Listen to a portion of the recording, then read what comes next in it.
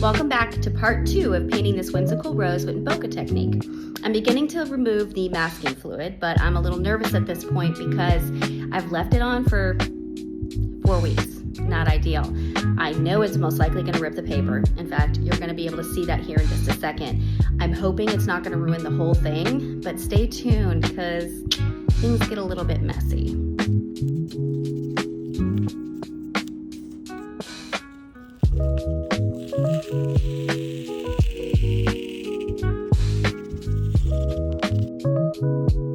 Yeah, it ripped the rose, it changed the shape, and it took off my entire sketch.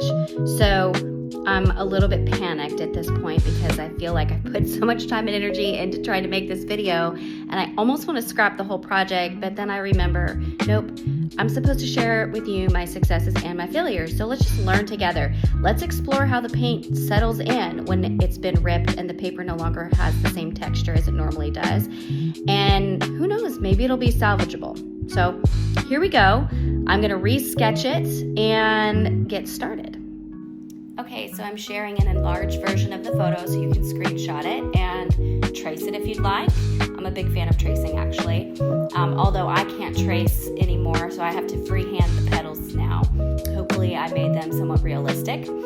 I start with the petals in the center. If you notice from the photograph, those petals are the darkest, and I felt like that was just kind of give me a good center of gravity for my own painting. I've discovered that when I'm trying to paint flowers with a lot of petals, sometimes I get lost in it.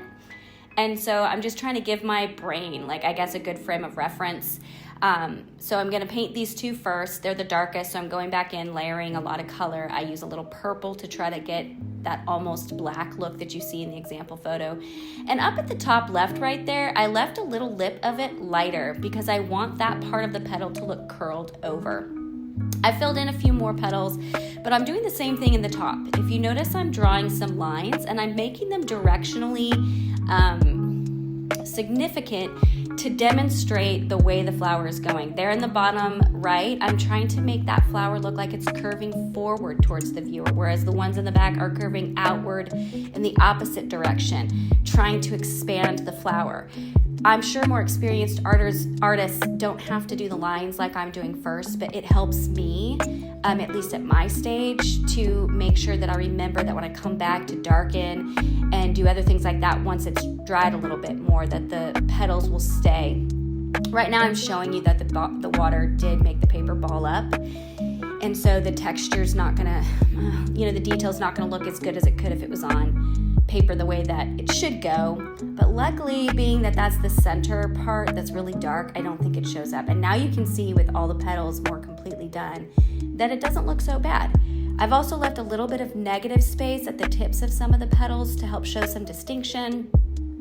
Here you're seeing that the leaf, also the ripped paper, is making the paint absorb differently. So it's like I've got this line, this little curved C in the leaf that I don't really want. So at this point, as I'm painting, I'm trying to think of ideas. What can I do to make this look a little bit more natural? But I'm gonna come back after I've done all the details and see how bad it looks. So I didn't mention it before, but you might have noticed I had washed the leaves with a little bit of a yellow first to help the variations of green and light shine through. I'm going back with darker greens to add shadow, trying to look just as much as I can like the photo image.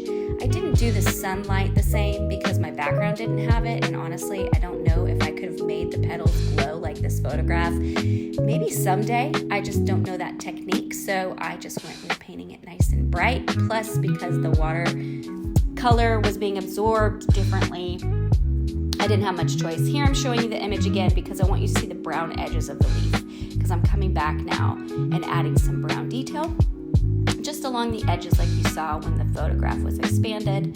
Sometimes it's the little things like that you don't think about. Those little details that take the extra time, a few extra layers when you want to just be finished. But if you do take the time to do that, it does give the piece just a little bit more depth, a little bit more quality. Just like I'm doing now with a little finer brush, I'm coming in, adding even more detail, more shadowing, more layering. I just think it helps the images come to life. look a little bit more realistic. And all I'm doing is trying my best to paint what I see in the photograph. One day, I hope to take a drawing class or something where I could actually explain things the right way. But for now, this is where we are. And so now I'm looking at the leaf, paying attention to those markings that I don't like, trying to think, what can I do to make it look more realistic? And how can I make these leaves pop a little bit more from the background? The dark grass at the bottom, they're not really showing up as much. So I'm thinking I might go back and add some orbs under the leaf. That one right there, underneath in the middle. And then up here, I'm gonna put one on the end where my finger's pointing. I might regret it because it's gonna possibly mess up the painting, but I'm gonna give it a shot. And I'm also thinking about adding insect eggs to the leaves to cover up the spot that I messed up. So here I've got my stencil out again, my magic eraser. I am trying very hard to not erase the leaf that I've already painted. You can tell I lifted some of the color, so I'm just gonna come back and add a little more detail over top of that.